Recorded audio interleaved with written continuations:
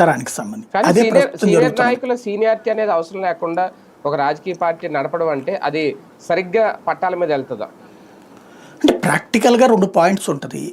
రాజకీయం ఎలా నడపాలనుకుంటున్నాం మనం అన్న దాని మీద ఆధారపడి ఉంటుంది. ఇదివరకటి రాజకీయం అనేటటువంటిది ఒక సంప్రదాయ రాజకీయం. ఒక ఇష్యూ వచ్చిందంటే ఫర్ ఎగ్జాంపుల్ ఇవాళ ఒక పెన్షన్ ఇష్యూనే వచ్చింది.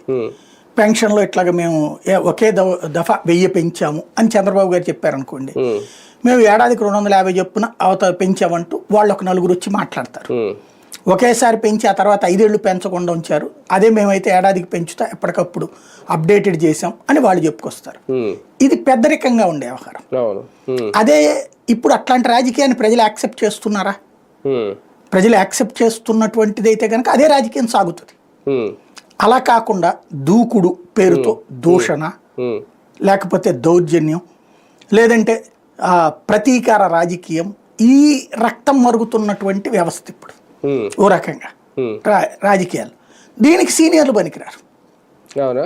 సీనియర్లు వాళ్ళు ప్రశాంతంగా రాజకీయం చేస్తారు. అది పనికిరారు. ఎక్కువ ఉన్నా సరే అది డేంజరే కదా రాష్ట్రానికి. అంటే రాష్ట్రానికి ఎప్పుడూ డేంజరే. రాజకీయంలో రాష్ట్రం ఎప్పుడో డేంజర్లో పడి ఉన్నది.